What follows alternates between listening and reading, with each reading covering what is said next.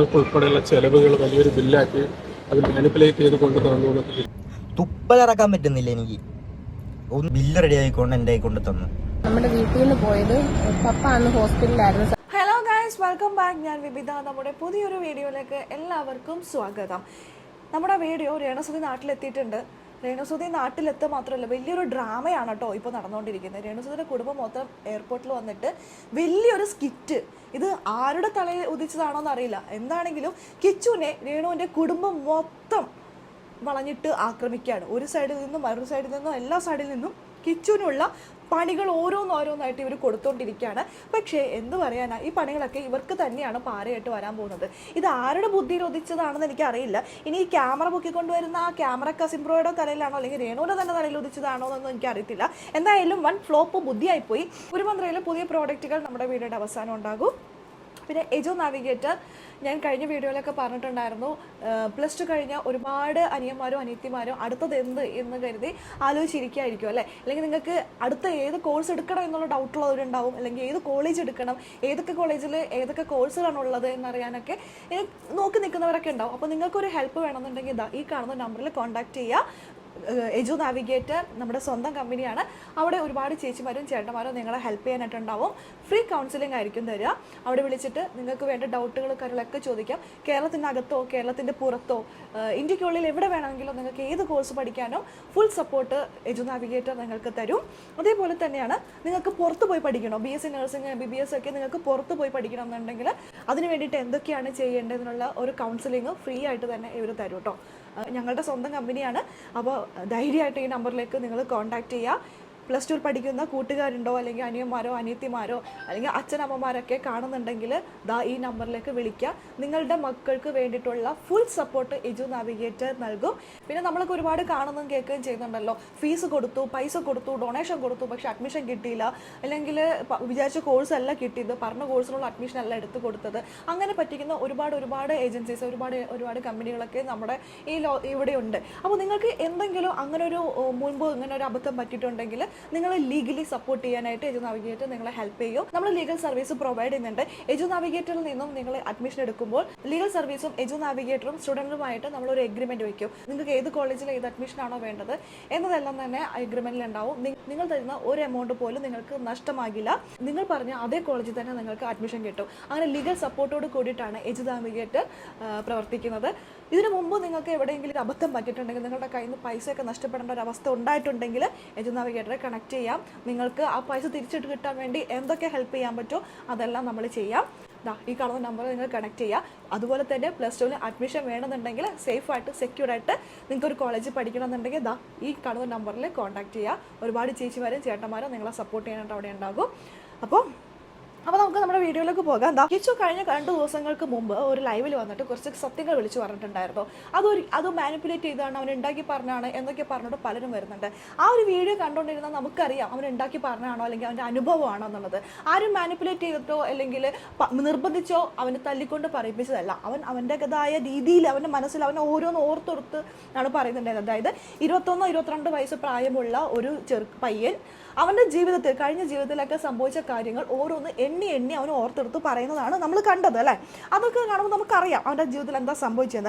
എന്നാൽ ഇപ്പോൾ രേണുസുതി നാട്ടിലെത്തിക്കഴിഞ്ഞപ്പോൾ എന്തെന്നില്ലാത്ത രീതിയിലുള്ള ഒരു സ്വീകരണമാണ് രേണുവിനുള്ളത്. രേണുവിൻ്റെ കുടുംബം മൊത്തം എയർപോർട്ടിൽ വന്നിട്ടുണ്ടായിരുന്നു രേണുവിനെ സ്വീകരിക്കാൻ. എന്തോ വർഷങ്ങൾക്ക് ശേഷമാണല്ലോ രേണു വരുന്നത്. രേണു കൊളാബിന് പോയതാണ് അല്ലെങ്കിൽ ഇനോഗ്രേഷന് പോയതാണ്. രേണു ദുബായി എന്നൊക്കെ പറയുന്നത് ഇവിടെ മാർക്കറ്റിൽ പോയി വന്ന പോലെയാണ്. വരുന്നു, ഫ്ലൈറ്റ് കയറി പോകുന്നു, തിരിച്ചു വരുന്നു. അങ്ങനെയാണ് രേണുവിനെ സംബന്ധിച്ചിരുന്നത്. ഇത്ര വലിയ കാര്യമൊന്നുമല്ല ഫ്ലൈറ്റിൽ പോവുക തിരിച്ചു വരിക എയർപോർട്ട് എന്നൊക്കെ പറയുന്നത് നമുക്ക് വലിയ കാര്യമൊന്നുമല്ല. രേണു പോകുമ്പോഴും വരുമ്പോഴും രേണുവിൻ്റെ കൂടെ കുടുംബക്കാരൊന്നും അങ്ങനെ അധികം ഉണ്ടാവാറില്ല. ആദ്യമായിട്ട് പോയപ്പോൾ ഉണ്ടായിരുന്നു, അല്ലാത്തപ്പോൾ ഞാൻ ഉണ്ടാവാറില്ല. ഇപ്പോൾ രേണു ദുബായിൽ നിന്ന് വരികയാണ്. അപ്പോൾ രേണുവിനെ കൊണ്ടുവരാൻ രേണുവിൻ്റെ കുടുംബക്കാർ മൊത്തം ഒരു വണ്ടി പിടിച്ച്, വണ്ടി പിടിക്കേണ്ട വണ്ടി ഉണ്ടല്ലോ, വണ്ടി എടുത്ത് വന്നിരിക്കുകയാണ് രേണുവിനെ റിസീവ് ചെയ്യാൻ വേണ്ടിയിട്ട്. എന്താണെന്നറിയോ, കുറച്ച് വെളുപ്പിക്കണം, രേണുവിനെ വെളുപ്പിക്കണം. അതിന് വേണ്ടിയിട്ട് മീഡിയക്കാർ കുറേ ചോദ്യങ്ങൾ ചോദിക്കും. രേണു വരുന്നതും കാത്തിരിക്കുന്നുണ്ടല്ലോ. എവിടെ രേണു അവിടെ തന്നെ വിളിച്ച് സെറ്റാക്കിയിട്ടുണ്ട്. ഞാൻ ഈ സമയത്ത് എത്തും, എന്നോട് ഇമ്മാതിരി ചോദ്യങ്ങളൊക്കെ ചോദിച്ചോണം എന്നൊക്കെ പറഞ്ഞ് രേണു സെറ്റാക്കിയിട്ടാ വന്നിരിക്കുന്നത്. കൂടാതെ എൻ്റെ ചേച്ചി വരുന്നുണ്ട്, ചേച്ചീനെ വിളിപ്പിക്കണം, കാരണം ചേച്ചിയുടെ കുടുംബത്തിനെ ചേച്ചിയുടെ ഭർത്താവിനെയൊക്കെ കിച്ചു ഇട്ട് അടിച്ച് ഒതുക്കിയിട്ടുണ്ടല്ലോ, സത്യങ്ങളൊക്കെ വിളിച്ച് പറഞ്ഞല്ലോ. പള്ളിക്കാരും 1.25 ലക്ഷത്തിന്റെ ബില്ല് കൊടുത്തു, 5 സ്റ്റാർ ഹോട്ടലിൽ പോയി ഭക്ഷണം കഴിച്ചു, അങ്ങനെ കുറേ കാര്യങ്ങൾ. ചേച്ചീനെയും ചേച്ചിയുടെ കുടുംബത്തെയൊക്കെ നോക്കുന്നത് എൻ്റെ അച്ഛനായിരുന്നു എന്നൊക്കെ കിച്ചു തുറന്നടിച്ച് പറഞ്ഞല്ലോ. അപ്പം അതിലൊക്കെ ഒന്ന് വെളുപ്പിക്കണം, അങ്ങനെയല്ല എന്ന് പറഞ്ഞാൽ നാട്ടുകാർ തെറ്റിദ്ധരിപ്പിക്കണം. അതിനൊരു അവസരം കാത്തിരിക്കുന്ന രേണു ദാ ഇപ്പോൾ ചേച്ചിനെ എയർപോർട്ടിലേക്ക് വിളിച്ചു വരുത്തി ചേച്ചി എന്നെ റിസീവ് ചെയ്യാൻ വരുന്നത്. അല്ലെങ്കിൽ തന്നെ നിങ്ങൾ ആലോചിച്ച് നോക്കിയേ, എത്ര തവണ ഗൾഫിലും ഒക്കെ പോയി വരുന്ന ആളാണ്, അബ്രോഡ് പോയിട്ട് വരുന്ന ആളാണ് രേണു. അപ്പോഴൊന്നും ഈ കുടുംബക്കാർ റിസീവ് ചെയ്യാൻ വരാറില്ലല്ലോ. ഇപ്പം എന്താ റിസീവ് ചെയ്യാൻ വന്നിരിക്കുന്നത്? രേണുവിൻ്റെ കുടുംബക്കാർ വരുമ്പോൾ ഇതേപോലെ ചോദ്യങ്ങളുമായിട്ട് മീഡിയ അവിടെ ഉണ്ടാവുന്ന. മീഡിയ എന്ന് പറയുമ്പോൾ രേണുവിൻ്റെ തന്നെ ആൾക്കാരാന്നേ, രേണു തന്നെ പറഞ്ഞ് പഠിപ്പിച്ച് വച്ചിരിക്കുകയാണ്. ദാ ഈ ചോദ്യങ്ങൾ നോക്ക്, ചേച്ചിയുടെ മറുപടി നോക്ക്. ഈ സുചേട്ടൻ മരിച്ച ദിവസം ആൾക്കാർ പറയുന്നുണ്ട്, ആൾക്കാരല്ല പല വ്ളോഗേഴ്സ് പറയുന്നുണ്ട്, അല്ല കിച്ചു തന്നെ പറഞ്ഞു സ്റ്റാർ ഹോട്ടലിൽ ഫുഡ് കഴിക്കാൻ വേണ്ടി പോയി എന്നൊക്കെ. അതെന്തായിരുന്നു? സുധിച്ചേട്ടൻ മരിച്ചെന്ന് അറിയുന്ന അന്ന് ഞങ്ങളുടെ വീട്ടിൽ നിന്ന് അങ്ങനെ അധികം ആരും പോയിട്ടില്ല. നമ്മുടെ വീട്ടിൽ നിന്ന് പോയത് പപ്പ അന്ന് ഹോസ്പിറ്റലിലായിരുന്നു, സർജറി കഴിഞ്ഞ് അന്ന് രാവിലെയാണ് കൊണ്ടുവന്നത്. എൻ്റെ ഹസ്ബൻഡ് ലിബുവും പിന്നെ ഞങ്ങളുടെ തന്നെ കസിൻ ഒരു ബിബിൻ, ഷിബു എന്ന് പറഞ്ഞൊരു, അതും ഞങ്ങളുടെ ഒരു ബന്ധുവാണ്, അപ്പാപ്പി. അവർ 3 പേരുമാണ് പിന്നെ കിച്ചു, ഇവർ 3 പേരുമാണ് കാറിലുണ്ടായിരുന്നത്. പിന്നെ ബാക്കിയുള്ളത് മൊത്തം അവരുടെ പള്ളിക്കാരാണ്. അപ്പോൾ പള്ളിക്കാര് അവരുടെ വണ്ടി നിർത്തിയിട്ട് അവരുടെ തിരുമേനി, ബിഷപ്പ് അവരെല്ലാം ഉണ്ടായിരുന്നു, അച്ഛന്മാരെല്ലാം ഉണ്ടായിരുന്നു. അപ്പോൾ അവർക്ക് നമുക്ക് വേണ്ടി വെയിറ്റ് ചെയ്യേണ്ട കാര്യമില്ല. അവർ ഫുഡ് കഴിക്കാതെ എങ്ങാണ്ട് എന്തോ പ്രോഗ്രാമിന് പോയിട്ട് വന്നു. അവർ അത്രയും പേര് ഫുഡ് കഴിച്ച് ഹോട്ടലിൽ കയറി. എൻ്റെ ഹസ്ബൻഡും ബിബിൻ, ഷിബു പാപ്പി, കിച്ചു, ഇത്രയും പേര് ഒരു വെള്ളം പോലും കുടിക്കാതെ ആ വണ്ടിക്കകത്ത് തന്നെ ഇരിപ്പുണ്ടായിരുന്നു. ഇതാണ് ചേച്ചിയുടെ എക്സ്പ്ലനേഷൻ. കിച്ചുവിന്റെ കൂടി കേൾക്കാം. കിച്ചു എന്താ പറഞ്ഞത് കേൾക്കാം. ഹോട്ടലിൽ ഞാൻ ഇങ്ങനെ ഇരിക്കുക, എന്തോ ചെയ്യണമെന്ന് അറിയത്തില്ല എനിക്ക്. ഇവര് 5 സ്റ്റാർ ഹോട്ടലിൽ കയറി ഫുഡ് കഴിക്കുന്നതിന്റെ തുപ്പലിറക്കാൻ പറ്റുന്നില്ല എനിക്ക്. ഒന്ന് ബില്ല് റെഡി ആയിക്കൊണ്ട് എൻ്റെ കൊണ്ട് തന്നു. സുധി എന്ന് പറയുന്ന വ്യക്തി മരിച്ച സമയത്ത് വീട്ടിൽ വിളിച്ചു പറയുന്നു, ഹോസ്പിറ്റലിലേക്ക് കാണാനായിട്ട് വന്നുകൊണ്ടിരിക്കുകയാണ്. കിച്ചുവും ഈ പറയുന്ന രേണുവിൻ്റെ ചേച്ചിയുടെ ഭർത്താവും അവരുടെ ബന്ധുക്കളും എല്ലാം പള്ളിയിലുള്ളവരാണ്. കാരണം രേണു സുധിയുടെ വീട്ടിലാണല്ലോ താമസിക്കുന്നത്. അപ്പോൾ അവരുടേതായ ആൾക്കാരൊക്കെ ആയിരുന്നു ഉണ്ടായിരുന്നത്. കൊണ്ടുവരുന്നു, ഇവരെല്ലാവരും കൂടി പോണ വഴിക്കാണ് ഭക്ഷണം കഴിക്കാനായിട്ട് 5 സ്റ്റാർ ഹോട്ടലിൽ കയറിയത് പള്ളിക്കാരാണ്. അപ്പം അതിൻ്റെ ചേച്ചി പറയുന്ന എക്സ്പ്ലനേഷൻ എന്ന് പറഞ്ഞിട്ടുണ്ടെങ്കിൽ, പള്ളിക്കാർക്ക് ഞങ്ങൾക്ക് വേണ്ടി ഭക്ഷണം കഴിക്കാണ്ടിരിക്കേണ്ട ആവശ്യമില്ല, അവർക്ക് ഭക്ഷണം കഴിക്കാം. ഈ 5 സ്റ്റാർ ഹോട്ടലിൽ തന്നെ കഴിക്കണോ? ഏതെങ്കിലും ഒരു ഹോട്ടലിൽ നിന്ന് കഴിച്ചാൽ പോരെ? വിശപ്പ് മാറാൻ എവിടെ നിന്നാലും കഴിച്ചാൽ പോരെ? ഓക്കെ, 5 സ്റ്റാർ ഹോട്ടലെ കണ്ടിട്ടുണ്ടാവുള്ളായിരിക്കാം. എന്നാൽ അവർ കഴിച്ച ഭക്ഷണത്തിൻ്റെ ബില്ല് പോലും അവർ കൊടുത്തില്ല. അതും ഈ പാവപ്പെട്ടവരുടെ തലയിലേക്ക് വെച്ചിട്ട് പോയേക്കണം. എന്തു അറിയാനല്ലേ? അതുപോട്ടെ. അപ്പോൾ അത് കിച്ചു പറഞ്ഞതിൻ്റെ ഒരു ഇതായിരിക്കാം. കാരണം അവൻ തന്നെ പറയുന്നുണ്ട്, അവൻ പറയുന്നത് അങ്ങോട്ടോട് മാറിപ്പോയേക്കാം, ഇതായേക്കാം. അവൻ പറയുന്നുണ്ട് ഞങ്ങൾ പുറത്താണ് നിന്നതെന്നുള്ളത്. ഞങ്ങൾ എന്ന് പറയുമ്പോൾ ആ കൂട്ടത്തിൽ ഉണ്ടായിരുന്നതാണ് നമ്മൾ രേണുസുധി അല്ലെങ്കിൽ രേണുസുധിയുടെ കുടുംബം മൊത്തത്തിൽ 5 സ്റ്റാർ ഹോട്ടലിൽ കയറി ഭക്ഷണം കഴിച്ചു എന്നുള്ള രീതിയിലാണ് ഇപ്പോൾ സോഷ്യൽ മീഡിയയിൽ പറഞ്ഞിരിക്കുന്നത്. എന്നാൽ സത്യത്തിൽ എന്താണെന്നുള്ളത് ഇപ്പോൾ ഇതാണെന്നുള്ളത് ഇവർ പറയുന്നു. ഇനി ഇതിനും എന്തെങ്കിലുമൊക്കെ ഉണ്ടോ എന്നുള്ളത് കിച്ചു പറയുമ്പോൾ അറിയുള്ളൂ. കിച്ചു പറഞ്ഞതെന്ന് വെച്ചാൽ ഞാൻ വെള്ളം പോലും കുടിക്കാൻ പറ്റാണ്ടിരിക്കുമ്പോൾ ഇവർ പള്ളിക്കാർ, അളിയർ, ഇവരെല്ലാവരും കൂടി 5 സ്റ്റാർ ഹോട്ടലിൽ നിന്ന് ഭക്ഷണം കഴിക്കുന്നു എന്നാണ് കിച്ചു പറഞ്ഞത്. അതായിക്കോട്ടെ, വിശക്കുമ്പോൾ ഭക്ഷണം കഴിച്ചവർ. രേണുവിൻ്റെ വീട്ടുകാർ മൊത്തം ഈ പരിപാടിക്ക് വന്നിരിക്കുക കേട്ടോ. രേണുവിനെ പിക്ക് ചെയ്യാനായിട്ട് എയർപോർട്ടിൽ വന്നിരിക്കുക. സെറ്റാണോ ചേച്ചി എന്നുള്ളത് ഒരിക്കൽ കൂടി ചേച്ചിനെ വിളിച്ച് ഒന്ന് ഡബിൾ കൺഫേം ചെയ്തിരിക്കുകയാണ് രേണു. വിളിക്കുന്നു, വീഡിയോ കോൾ ചെയ്തിട്ട് എല്ലാവരും നോക്കുന്നു. എല്ലാവരും വന്നിട്ടുണ്ടോ? മീഡിയക്കാരെല്ലാം ഫോക്കസ് ചെയ്തിട്ടുണ്ടോ? നിങ്ങളോട് ചോദ്യങ്ങളൊക്കെ ചോദിച്ചോ? എന്നോട് ചോദ്യങ്ങളൊക്കെ ചോദിക്കാൻ അവർ റെഡിയായി നിൽക്കല്ലേ എന്നുള്ളൊരു ഉറപ്പിക്കലിന് വേണ്ടിയിട്ടാണോ എന്നറിയില്ല. രേണുവിൻ്റെ കുടുംബക്കാരും മൊത്തം രേണുവിനെ ഗൾഫിൽ നിന്ന് ദുബായിൽ നിന്ന് രേണു വരുമ്പോൾ റിസീവ് ചെയ്യാൻ നിൽക്കാം. 10 വർഷത്തിന് ശേഷമുള്ള വരുന്നേ.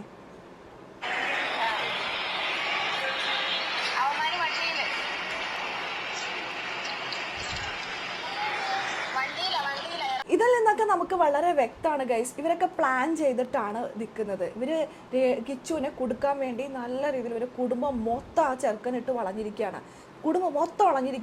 അതിപ്പോൾ കിച്ചു പറയണമെന്നൊന്നുമില്ല. ഇവരുടെ ഈ പ്ലാനും ഇവരുടെ ഡ്രാമയൊക്കെ കാണുമ്പോൾ നമുക്ക് മനസ്സിലാക്കാം. ആ കിച്ചു എന്ന് പറയുന്ന പയ്യനുണ്ടല്ലോ, അവനിട്ടിട്ട് എല്ലാവരും കൂടി വളഞ്ഞിരിക്കുകയാണ്. അവൻ പറഞ്ഞതൊക്കെ സത്യമായിട്ടുള്ള, അവൻ പറഞ്ഞൊക്കെ പല കാര്യങ്ങളും സത്യമാണെന്ന് നമുക്ക് ഇതിൽ നിന്നൊക്കെ മനസ്സിലാക്കാം. എനിക്കറിയില്ല ഇനി അവൻ്റെ കുടുംബത്ത് പോലും ഇവർ കയറ്റും. ഇപ്പോൾ ഇവർ പറയുന്നുണ്ട് അവൻ്റെ വീടല്ലേ അവൻ്റെ കുടുംബത്ത് കയറ്റാമെന്ന്. പക്ഷെ എനിക്ക് തോന്നുന്നില്ല ഇവർ കയറ്റുന്നു. ഇവർ ഈ കാണുന്ന ആൾക്കാരല്ല. ഇവർ ഭയങ്കര ഡ്രാമയാണ്, ഭയങ്കര പ്ലാനിങ് ആണ്. ഒരു കുടിച്ച വെള്ളത്തിൽ ഇവരൊന്നും വിശ്വസിക്കാൻ പറ്റില്ല. ഭയങ്കര പ്ലാനിങ്ങും ഭയങ്കര സ്ക്രിപ്റ്റൊക്കെ റെഡിയാക്കി എങ്ങനെ കിച്ചുവിനെ തകർക്കാം എന്നുള്ളത് സ്ക്രിപ്റ്റൊക്കെ റെഡിയാക്കി തന്നെയാണ് ഇവർ ചെയ്യുന്നത്. എന്തായാലും നമുക്ക് ബാക്കിയോട് കേൾക്കാം. മരിച്ച ചടങ്ങുകൾക്ക് ഉൾപ്പെടെയുള്ള ചെലവുകൾ വലിയൊരു ബില്ലാക്കി അത് മാനിപ്പുലേറ്റ് ചെയ്ത് കൊണ്ട് തന്നു എന്നൊക്കെ കിച്ചു പറയുന്നുണ്ട്. അവര് തന്നെ കൊണ്ട്, അതായത് ഇതിന്റെ ആൾക്കാർ ഫ്ലവേഴ്സ് ഒക്കെ തന്നെയാണ് അവര് വന്ന് ആ ബില്ല് അവര് തന്നെയാണ് എല്ലായിടത്തും കൊടുക്കുന്നത്. നമ്മുടെ പപ്പായ്ക്കൊക്കെ അന്ന് ബോധം പോലും ഇല്ലാതെ കിടക്കും. പപ്പായ സീരിയസ് ആയിട്ട് കിടക്കുമായിരുന്നു. നമ്മളാരും എന്റെ കയ്യിൽ എന്തായാലും അത് ഉത്തരവാദിത്തപ്പെട്ടവർ തന്നെ കൊടുത്തിട്ടുണ്ട് ബില്ലെല്ലാം. 1.5 ലക്ഷം രൂപയാണെന്ന് തോന്നുന്നു തന്നെ അത് കൊടുത്തു തീർത്ത് അവര് ഫ്ലവേഴ്സ് തന്നെ ബില്ല് റെഡി ആയിക്കൊണ്ട് എൻ്റെ കൊണ്ട് തന്നു. 1,80,000 രൂപ അങ്ങാണ്ട് മൊത്തം അച്ഛൻ്റെ സംഭവങ്ങളെല്ലാം ഇതാക്കിയതിന് 1,80,000 രൂപ ബില്ലെന്ന് പറഞ്ഞിട്ട് എൻ്റെ കൊണ്ട് തന്നത്. ഫ്ലവേഴ്സുകാരുടെ കൊടുക്കെന്ന് പറഞ്ഞിട്ട് എൻ്റെ കൊണ്ട് തന്നു. അപ്പം അനൂപൻ്റെ അടുത്ത് ഇങ്ങനെ വിളിച്ചിട്ട് ഇങ്ങനെ കാര്യം പറഞ്ഞു, ഇങ്ങനെയൊക്കെ പറയുന്ന. അനൂപേട്ടൻ പറഞ്ഞൊരു പുള്ളിയും കൂടെ വിടാം, എന്നിട്ട് നീയും ആ ചേട്ടനും കൂടെ പോയി എല്ലായിടത്തും നീ തന്നെ പോയി ബില്ലുണ്ടാക്കി ഇതാക്കാൻ പറഞ്ഞു. അങ്ങനെ ഞാനും മായില വർക്ക് ചെയ്യുന്ന ഒരു ചേട്ടനാണ്, ആ ചേട്ടനും കൂടെ വന്ന് ഞങ്ങൾ ഇതൊക്കെ ചെയ്തിട്ടുണ്ട്. അതെല്ലാം അവിടെ ഇവിടെ പോയി എല്ലാവരും ബില്ല് റെഡിയാക്കി 89,000 രൂപ എങ്ങാണ്ടാന്ന് തോന്നുന്നു മൊത്തം. ഇത് കൊടുത്തു തീർത്തത് ഫ്ലവേഴ്സ് തന്നെയാന്ന് പറഞ്ഞു. 1.5 ലക്ഷം. ഈ 1.5 ലക്ഷത്തിന്റെ കണക്കാണ് രേണുവിന് ഇപ്പോൾ അറിയുള്ളൂ. രേണുവിന് ആ സമയത്ത് അറിയില്ലായിരിക്കാം, രേണുവിന്റെ കുടുംബത്തുള്ളവർക്കും അറിയില്ലായിരിക്കാം, കുടുംബത്തുള്ള എല്ലാവർക്കും ഒന്നും അറിയുന്നില്ല. രേണുവിൻ്റെ ചേച്ചിക്കും രേണുവിൻ്റെ ചേച്ചിയുടെ ഭർത്താവിനും അവർക്കൊക്കെ അറിയാമായിരുന്നു യഥാർത്ഥത്തിൽ എത്ര ആയിട്ടുണ്ടെന്ന്. 1.5 ലക്ഷത്തിൻ്റെ ബില്ല് കിച്ചുവിൻ്റെ കൈ കൊണ്ടുപോയി കൊടുത്തു.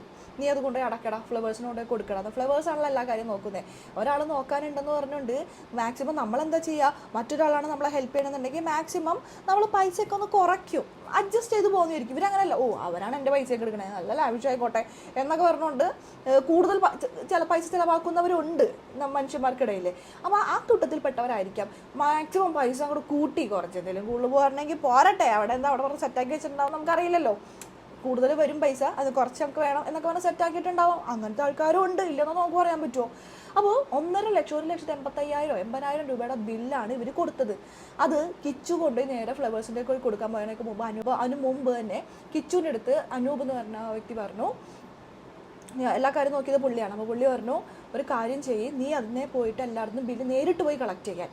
അങ്ങനെ കിച്ചു നേരിട്ട് പോയി കളക്ട് ചെയ്തപ്പോൾ ഈ 1,80,000 എന്നുള്ളത് അയ്യോ മൊത്തത്തിൽ അങ്ങോട്ട് 1 ലക്ഷം മാഞ്ഞു പോയി. 1 ലക്ഷം അങ്ങോട്ട് മാഞ്ഞു പോയി. 80,000 രൂപ മാത്രമേ ഉള്ളൂ. അപ്പോൾ ഈ 1 ലക്ഷം ആർക്ക് വേണ്ടിയിട്ടുള്ളതായിരുന്നു? ആ കിച്ചു നേരിട്ട് പോയതുകൊണ്ട് കുറച്ച് കിട്ടിയെന്നാണ് കിച്ചു വിചാരിച്ചിരിക്കുന്നത്. പക്ഷെ സംഭവം അങ്ങനെ ആയിരിക്കില്ല. എന്തെങ്കിലും ആയിക്കോട്ടെ, പൈസ കുറച്ച് കിട്ടി, അവർ പൈസ കൊണ്ടുപോയി അടച്ച്. അതിൻ്റെ ഒരു എക്സ്പ്ലനേഷൻ വേണമായിരുന്നു. അത് അവരെ കൊണ്ട് ചോദിപ്പിച്ച് അതിൻ്റെ ഒരു വെളുപ്പിക്കൽ രേണു നടത്തിയിട്ടുണ്ട്. വൺ ഡ്രാമയാണ് കേട്ടോ. മീഡിയ ഒന്നല്ല, ഇവരുടെ തന്നെ ആൾക്കാരാണ്. ഏതെങ്കിലും ബ്രോയെ കൊണ്ട് ഓരോ ചോദ്യങ്ങൾ ഉണ്ടാക്കിക്കും, ചോദിപ്പിക്കും, കുടുംബക്കാരെല്ലാം വരും, അവർക്ക് പറയാനുള്ളതൊക്കെ പറയും, സോഷ്യൽ മീഡിയയിൽ മൊത്തത്തിൽ അങ്ങനെ അപ്ലോഡ് ചെയ്തിടും. അപ്പോൾ എല്ലാവരും കാണും, എല്ലാവരും അറിയും. കിച്ചുവിനെതിരെയുള്ള കൂട്ടാക്രമണമാണ് ഇപ്പോൾ നടന്നുകൊണ്ടിരിക്കുന്നത്. ഇവരുടെ വിചാരം ഇതൊക്കെ ആർക്കും മനസ്സിലാവുന്നില്ല എന്നാണ്. ആ ചെറുക്കനപ്പോൾ ഋതപ്പനെയോ അവരൊക്കെ കാണാനായിട്ട് പോയിട്ടുണ്ടെങ്കിൽ ഉള്ള അവസ്ഥ ആലോചിച്ച് നോക്കിയേ. ഇവരൊക്കെ കൂടെ എങ്ങനെ ആ കുട്ടി ഇത്രയും കാലം ജീവിച്ചു എന്നുള്ള, ഇവർക്ക് ആ ചെറുക്കൻ ഡ്രഗ്സിനൊക്കെ ഇതായി പോയി എന്നൊക്കെ പുള്ളിയായിട്ട് പറയുന്നുണ്ട്. എങ്ങനെ ആവാതിരിക്കും? ഇതുങ്ങളുടെ കൂടെയൊക്കെ ജീവിച്ചു പോയിട്ടുള്ള ആരുമില്ലാത്ത ആ പയ്യന്റെ ഒരു അവസ്ഥ നിങ്ങളൊന്ന് ആലോചിച്ച് നോക്കിയേ. ജാസി ശ്രീലക്ഷ്മിയൊക്കെ കണ്ടിട്ടുണ്ട്. അവരെല്ലാം സപ്പോർട്ട് ബെസ്റ്റ് ആൾക്കാരാ. വായെടുത്ത നോടല്ലാണ്ട് പറയൂല. ഏതാണ് സംസാരിച്ചത്. എനിക്കത് വളരെ ഭയങ്കര ഒരു എന്താ പറയാ, ഒരുപാട് പേര് അവരോട് ചോദിച്ചപ്പോൾ അവർ അതല്ലാതെ ഒരുപാട് ട്രാൻസ്ജെൻഡേഴ്സ്, അവര് സ്വീറ്റി മാം, മമ്മി, അതുപോലെ ഒരുപാട് പേര്, അവരൊക്കെ എന്റെ ഫ്രണ്ട്സാണ്. സത്യം പറഞ്ഞാൽ അവരൊക്കെ ഒരുപാട് പേര് വലിയ സെലിബ്രിറ്റികൾ തന്നെ എന്റെ അടുത്ത് പറഞ്ഞിട്ടുണ്ട്, വിഷമിക്കണ്ട, എല്ലാം ശരിയാവും എന്നൊക്കെ പറഞ്ഞ് അന്നൊക്കെ എന്നെ ആശ്വസിപ്പിച്ചിട്ടുണ്ട്. കാരണം അത്ര തകർന്നു പോയത്. ഏറ്റവും കൂടുതൽ എന്റെ വീട്ടുകാർ രേണുവിന് ഈ സെലിബ്രേറ്റ് ചെയ്യുന്നതിന്റെ മീനിങ് അറിയില്ലെന്ന് തോന്നുന്നു. ഈ സ്വീറ്റി മാം, ബിറ്റി, അങ്ങനെയൊക്കെ ഓരോ ട്രാൻസ്ജെൻഡേഴ്സ് അല്ലേ, അവരെയൊക്കെ സെലിബ്രേറ്റുകൾ എന്നൊക്കെ പറയണേ. എന്ത് ഇതിൽ സെലിബ്രേറ്റിലാണെന്ന് എനിക്കറിയാൻ പാടില്ല. സെലിബ്രേറ്റ് എന്നുള്ളൊരു മീനിങ് ആരെങ്കിലും പറഞ്ഞത് നന്നായിരുന്നു. ആ സെലിബ്രിറ്റികളൊക്കെ വന്ന് രേണുവിനെ സപ്പോർട്ട് ചെയ്ത് പറഞ്ഞു എന്നാ പറയും. അല്ലാണ്ട് എന്ത് പറയാനാ. ആശ്വസിപ്പിച്ചു. കരീഷ്മ, അങ്ങനെ ഒരുപാട് പേരുണ്ട്. നമ്മളെ വ്ളോഗായിട്ട് താങ്ങി നിർത്തിയ ഒരുപാട് പേരുണ്ട്. സജിന ചേച്ചിയൊക്കെ പോലെ. ഏറ്റവും കൂടുതൽ എനിക്ക് കരീഷ്മയും പിന്നെ എന്റെ വീട്ടുകാരും എന്റെ ചേച്ചിയൊക്കെ ആണെങ്കിലും വിഷമിക്കല്ല, എപ്പോഴും ഇങ്ങനെ വിളിച്ചുകൊണ്ടിരിക്കും. പിന്നെ അവിടെയുള്ള റോസസ് ഡൂലേഴ്സിന്റെ ചേച്ചി, പിന്നെ ചെമ്പരത്തിയിലെ മാനേജ്മെന്റ്, അവരൊക്കെ നല്ല ഇതായിരുന്നു. കാരണം നമ്മൾ ആർക്കും ഒരു തെറ്റും ചെയ്തിട്ടില്ല, ആർക്കും ഒരു ദ്രോഹവും ചെയ്തിട്ടില്ല, എല്ലാവർക്കും അറിയാം. അപ്പോൾ രേണുവിനെ സപ്പോർട്ട് ചെയ്യാൻ ഒരുപാട് ഇതുപോലുള്ള സെലിബ്രിറ്റികൾ, നമ്മൾ പോലും അറിയാത്ത കുറേ സെലിബ്രിറ്റികൾ ഉണ്ടായിരുന്നു. ഇവരൊക്കെ അറിയാലോ, വാഴത്തോന്നാണോ മാത്രം പറഞ്ഞത്. പലപ്പോഴും ഞാൻ സമ്മതിച്ചു സെലിബ്രിറ്റികൾ ഇവരൊക്കെ ഒരു റീച്ചിന് വേണ്ടി നിൽക്കുന്നവരാണ്. രേണുവിൻ്റെ കൂടെ നിൽക്കുന്നതും അതിനൊക്കെ വേണ്ടി തന്നെയാണ്, റീച്ചിന് വേണ്ടിയിട്ട്. ഇവരൊക്കെ പറയുന്നത് ഇതുപോലെ ആരെങ്കിലും കാണാനും കേൾക്കാനൊക്കെ ഉണ്ടാകും, അതിന് വേണ്ടിയിട്ടുമാണ് രേണുവിനെ സപ്പോർട്ട് ചെയ്ത് വരുന്നത്, നമുക്കറിയാം. അത് പോട്ടെ, അടുത്തത്. രേണു കഴിഞ്ഞ ദിവസം കരഞ്ഞുകൊണ്ട് വീഡിയോ ഇട്ടു, അതിനുശേഷം ഒരു ഡാൻസ്, അതാണ് ഏറ്റവും കൂടുതൽ വിമർശനങ്ങൾക്ക് കാരണമായത്. അത് തന്നെ അത് ഉത്തരവില്ല. രേണു ഇപ്പുറത്ത് കരഞ്ഞു മെഴുകുന്നു, ഇപ്പുറത്ത് വന്നിട്ട് വീഡിയോസ് ഇടുന്നു. സബ്സ്ക്രിപ്ഷൻ ചെയ്തവർക്ക് അവർ എത്ര രൂപ, 150 രൂപ എത്ര രൂപ കൊടുത്തിട്ട് അവർ പൈസ മുടക്കിയതല്ലേ ഇതൊക്കെ കാണാൻ വേണ്ടിയിട്ട്. അപ്പോൾ അവരെ സന്തോഷിപ്പിക്കേണ്ടേ, അതിൽ ചെയ്യണ്ടേ? ഇപ്പുറത്ത് ഇങ്ങനെ കരഞ്ഞു മെഴുകിക്കൊണ്ടിരുന്നാൽ അവർക്ക് അത് ഇഷ്ടപ്പെടുമോ? അവർക്ക് വേണ്ടതെന്താ, അതും കൊടുക്കണ്ടേ? അതിന് വേണ്ടിയിട്ട് ഇപ്പുറത്തിട്ടു എന്ന് പറയണതായിരുന്നു നല്ലത്. എന്തായാലും രേണുവിൻ്റെ എക്സ്പ്ലനേഷൻ നമുക്ക് കേൾക്കാം. വിമർശിക്കുന്നവർ വിമർശിക്കട്ടെ. എനിക്കിപ്പോ കരഞ്ഞു, എന്റെ മാനസിക വശമാണ് ഞാൻ അവിടെ കരച്ചിലൂടെ വന്നത്. അപ്പൊ തന്നെ എന്നെ സ്നേഹിക്കുന്നവരുണ്ട്, രേണു ഇങ്ങനെ കരഞ്ഞിരിക്കാൻ പാടില്ല, നീ നല്ല വീഡിയോ ഇടുക, എന്റെ സബിൽ എന്താ നീ വീഡിയോ സബിലിടുക. എന്തായാലും ഞാൻ സബിലിടുന്ന എടുത്ത് ലോകം മുഴുവൻ പ്രദർശിപ്പിക്കുന്നുണ്ട്. അതുകൊണ്ട് എനിക്കത് വലിയ സംഭവം. അതുകൊണ്ട് എനിക്ക് നല്ല പ്രൊമോഷൻ കിട്ടുന്നുള്ള സബ് കൂടിക്കൊണ്ടിരിക്കുകയാണ്. എനിക്ക് വീഡിയോസ് ഒക്കെ ഉണ്ടല്ലോ, എല്ലാവരും അത് പുറത്തേക്ക് ഇടും. അപ്പൊ അങ്ങനെ സബ്സ്ക്രിപ്ഷൻസ് ഒക്കെ ആരംഭിക്കണം, വെറുതെ എല്ലാവരും കാണുന്നുണ്ട് എന്താ നടക്കണെന്നുള്ളത് എല്ലാവർക്കും അറിയാം. ഇപ്പൊ അതുകൊണ്ട് തന്നെ കൂടിയിട്ടുണ്ട് കേട്ടോ. 300 ഉണ്ടായിരുന്നത് ഇപ്പൊ 2300 2000 പേര്. അയ്യോ ഇതാണോ നടക്കുന്നത് അവിടെ എന്ന് പറഞ്ഞിട്ട് ഓടിയിട്ടുണ്ട്. രേണു ഇപ്പുറത്ത് കരഞ്ഞോണ്ട് വീഡിയോ ഇടുന്നു, ഇപ്പുറത്ത് ഇവരെ സന്തോഷിപ്പിക്കാൻ വേണ്ടിയിട്ട് അവർക്ക് വേണ്ടിയിട്ട് പൈസ കൊടുത്തു വന്നവർക്ക് വേണ്ടിയിട്ട് രേണു സപ്പോർട്ട് ചെയ്തിട്ട് വീഡിയോ ഇടുന്നു, സമ്മതിച്ചു. പക്ഷെ രേണു ഇടുന്ന വീഡിയോസ് എന്തൊക്കെയാ? ഇതുപോലുള്ള വീഡിയോസൊക്കെയാണ്. ഇത്രയും മനസ്സ് വിഷമിച്ചിരിക്കുന്ന ആൾക്കാർ ഇങ്ങനെയൊക്കെ ചെയ്യുമോ? ഇത്രയും വിഷമിച്ച് കരഞ്ഞു മെഴുകി ജീവിതം പോലും മടുത്തു എന്ന് പറഞ്ഞു വന്ന രേണു ഇപ്പുറത്ത് കാട്ടിക്കൂട്ടുന്ന വേഷം കെട്ട് നിങ്ങൾ കാണുന്നില്ലേ? അത് രേണുവിന് അറിയാം പുറത്ത് വന്ന് നെഗറ്റീവായിട്ടുണ്ടെന്ന്. അതിനെ വെളുപ്പിക്കാൻ വേണ്ടിയിട്ട് അടുത്തത് ഈ ചോദ്യങ്ങൾ ഇവനില്ലേ, ഇവനെ കൈ കിട്ടി ഇവനിട്ടാണ് ആദ്യം കൊടുക്കേണ്ടത്. ഈ സൗണ്ട് കേട്ടോ നിങ്ങൾ? അന്ന് നമ്മൾ പറഞ്ഞ സൗണ്ടില്ലേ, അതിന് ചെറിയൊരു മാറ്റം വരുത്തിയിട്ടുണ്ട്. ഇത് പ്രായമുള്ള ആളെ ഇപ്പം 2 പേരുണ്ടെന്ന് തോന്നുന്നു, 2 പേരെ കൊണ്ട് ഇങ്ങനെ മാറിയാണ് ചോദിപ്പിക്കുന്നത്. ഇതുപോലെ ബാക്കിയുള്ള കുറച്ച് സെലിബ്രിറ്റീസ് ഒക്കെ ഉണ്ട്, ബിഗ് ബോസ് തന്നെ പോകുന്നത് വേറെ കുറേ പേരൊക്കെ ഉണ്ട്. അവരോട് ചോദിക്കുന്ന ആൾക്കാരുടെ സൗണ്ടും രേണുവിനോട് ചോദിക്കുന്ന ആൾക്കാരുടെ സൗണ്ടും നോക്കിയാൽ അറിയാം. രേണുവിൻ്റെ അടുത്ത് നല്ല വ്യത്യാസമുണ്ട്. കാരണം അവരൊക്കെ ഒറിജിനൽ മീഡിയാസാണ്. ഇത് ഡൂക്ലി എടുത്തിട്ട് ബ്രോയിനെ കൊണ്ട് എടുത്ത് കസിൻ ബ്രോയില്ലേ അന്ന് നമ്മുടെ ബിഗ് ബോസ് കളിച്ചുകൊണ്ട് കസിൻ ബ്രോ, അതുപോലെയുള്ള ഏതെങ്കിലും എണ്ണത്തിനെ കൊണ്ട് ഇടിപ്പിച്ചിട്ട് ഇതേപോലെ ഓരോ മീഡിയാസിന് ഇട്ട് കൊടുക്കും. അല്ലാതെ ഇതൊന്നും ഒറിജിനൽ മീഡിയ ഒന്നും അല്ലെന്നേ. ചുമ്മാ രേണുവിന്റെ ഉത്തരങ്ങൾ പറയാൻ വേണ്ടിയിട്ട് ഒരാളെ പൈസ കൊടുത്ത് നിർത്തിയിരിക്കുന്നു. വീട് വിൽക്കുന്നതാണ് ഇനി നല്ലത്, വിറ്റ് അത് കിച്ചുവിന് കൊടുക്കണം എന്നൊക്കെ വ്ളോഗേഴ്സ് ഒക്കെ പറയുന്നുണ്ട്. പറയരുത് കേട്ടോ. വ്ളോഗേഴ്സ് ആ വീട് വിറ്റ് കൊടുപ്പിക്കട്ടെ എന്ന്. എന്നാലും എനിക്ക് ആ വീട് വേണ്ട എന്ന് പറയുന്നില്ല.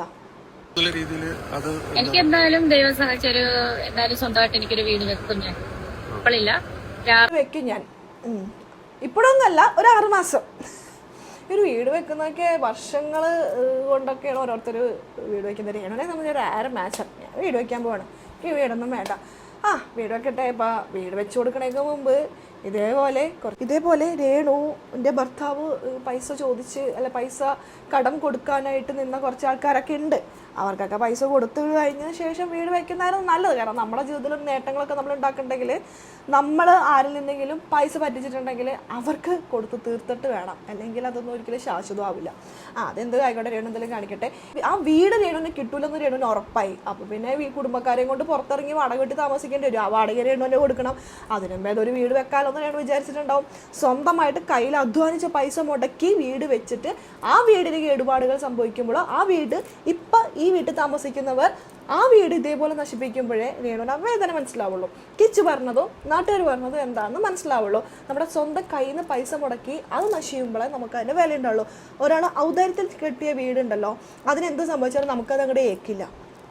അത് തന്നെയാണ് എന്താ പറയുക, മൊത്തം വിഷമാണ്, മൊത്തം വിഷം, മൊത്തം കള്ളത്തരം.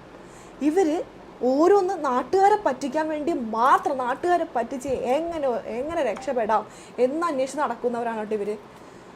ഇപ്പോൾ കണ്ണി പൊടിയുടെ കുടുംബം അടച്ച വന്നിരിക്കുന്നത്. കിച്ചു എന്ന് പറയുന്ന ഒരു വ്യക്തിയുടെ ലൈഫിൻ്റെ കാര്യം ഓർക്കുമ്പോൾ സീരിയസ്ലി അവന് ടെൻഷൻ ഉണ്ടോ എന്ന് എനിക്കറിയില്ല. പക്ഷേ അവൻ വലിയൊരു ട്രാപ്പിൽ പെട്ടിരിക്കുകയാണ്.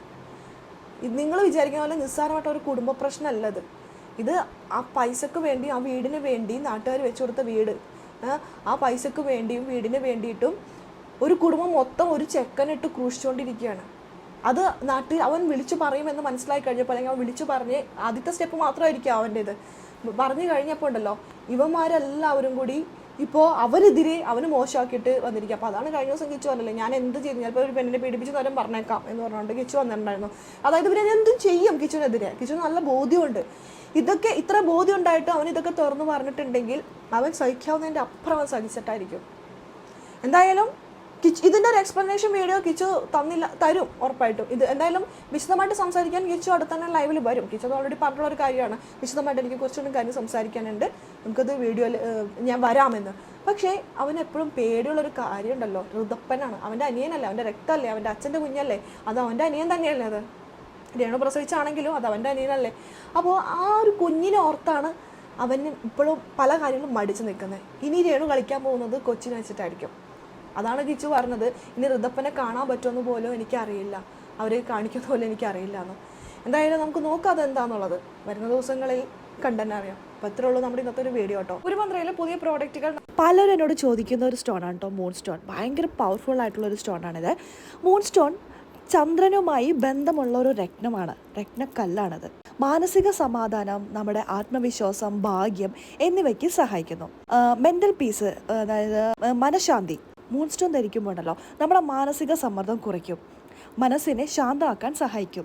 നമുക്ക് നല്ല ക്രിയേറ്റിവിറ്റി, ഇൻഡ്യൂഷൻസ് ഒക്കെ വരും. ഈ ഒരു കല്ല് ഇൻഡ്യൂഷൻ വർദ്ധിപ്പിക്കുകയും ക്രിയേറ്റിവിറ്റി കൂട്ടുകയും ചെയ്തു. നമ്മുടെ ബന്ധങ്ങളൊക്കെ ഉണ്ടല്ലോ അതൊന്ന് സ്ട്രോങ് ആക്കി വെക്കാൻ. അതിപ്പോൾ ഹസ്ബൻഡ് വൈഫ് ആയിക്കോട്ടെ, അല്ലെങ്കിൽ മറ്റ് റിലേഷൻസ് ഒക്കെ ആയിക്കോട്ടെ. അപ്പോൾ ആ ഒരു ബന്ധമൊക്കെ ഉണ്ടല്ലോ, നമ്മുടെ ദാമ്പത്യ ജീവിതം ഉണ്ടല്ലോ, അതൊക്കെ വളരെ സൗഹൃദത്തോടു കൂടി നമുക്ക് നല്ലൊരു കണക്ഷൻ നമ്മളിലേക്ക് ഉണ്ടാക്കിയെടുക്കാനായിട്ട് നമ്മളെ സഹായിക്കും. പ്രത്യേകിച്ച് സ്ത്രീകളിലുള്ള ഹോർമോൺ ഉണ്ടല്ലോ, അതിൻ്റെ ഇംബാലൻസ് അതൊക്കെ കുറയ്ക്കാനൊക്കെ സഹായിക്കുന്നു. നല്ലൊരു ഉറക്കം കിട്ടാനൊക്കെ ഉപയോഗിക്കുന്ന ഒരു സ്റ്റോണാണ്. അതിനെല്ലാം അപ്പുറം ഭാഗ്യവും സമൃദ്ധിയും നമ്മളിലേക്ക് കൊണ്ടുവരുന്ന, ഒരുപാട് അവസരങ്ങൾ നമ്മളിലേക്ക് കൊണ്ടുവരുന്ന ഒരു സ്റ്റോണാണ് മൂൺ സ്റ്റോൺ. ഒരുപാട് പേര് ചോദിക്കുന്നതാണ്. അതേപോലെ തന്നെയുള്ള മറ്റൊരു സ്റ്റോണാണ് കേട്ടോ സിട്രിൻ. ഇത് സമ്പത്ത്, ഭാഗ്യം, ധനം, സമൃദ്ധി, സക്സസ് എന്നിവയൊക്കെ ഉണ്ടല്ലോ അട്രാക്റ്റ് ചെയ്യാനുള്ള ഒരു പവറുള്ള ഒരു സ്റ്റോണാണ് ഈ ഒരു ബ്രേസ്ലെറ്റിനുള്ളത്. സിട്രിൻ എന്നാണ് എൻ്റെ പേര്. ഇപ്പോൾ ബിസിനസ് ചെയ്യുന്നവരോ, ജോലിയിൽ നല്ല ഗ്രോത്ത് വേണമെന്നുള്ളവരോ, നമ്മുടെ മൈൻഡ് സെറ്റാക്കാനായിട്ടുണ്ടല്ലോ അത് സഹായിക്കുന്ന ഒരു എനർജി ഈ ഒരു സ്റ്റോണിലുണ്ട്. അതായത് ആ ഒരു പോസിറ്റീവ് എനർജി നമ്മളിലേക്ക് സന്തോഷം കൊണ്ടുവരുന്നു. നെഗറ്റീവ് ചിന്തകളിൽ നിന്നും എല്ലാം മാറ്റി നമ്മളെ പോസിറ്റീവായിട്ട് തിങ്ക് ചെയ്യിപ്പിച്ച് നമ്മുടെ ജീവിതത്തിലേക്ക് സന്തോഷം കൊണ്ടുവരുന്നു.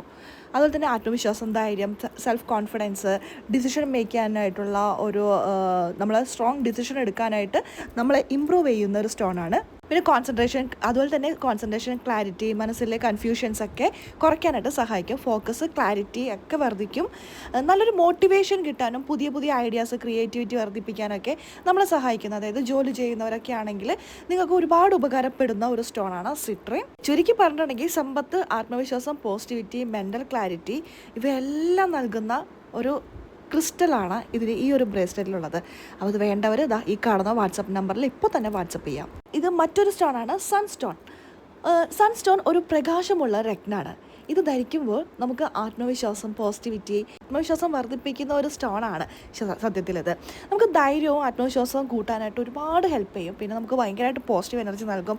നെഗറ്റീവ് ചിന്തകളുണ്ടല്ലോ അതിനെക്കുറിച്ചൊക്കെ മാറ്റി നമ്മുടെ മനസ്സിന് നല്ല ഉന്മേഷവും സന്തോഷമൊക്കെ നൽകുന്ന ഒരു സ്റ്റോണ്. മാനസിക സമ്മർദ്ദം കുറയ്ക്കുക, ഒരു ലീഡർഷിപ്പ് കഴിവ് നമ്മളിലേക്ക് തരുന്ന, പല നേതൃത്വങ്ങളും നമുക്ക് ചെയ്യാനായിട്ട്, പല റെസ്പോൺസിബിലിറ്റീസും നല്ല രീതിയിൽ നമുക്ക് ലീഡർഷിപ്പ് ക്വാളിറ്റി നമ്മളിലേക്ക് കൊണ്ടുവരുന്ന ഒരു പവർ ഈ സ്റ്റോണിനുണ്ട് കേട്ടോ.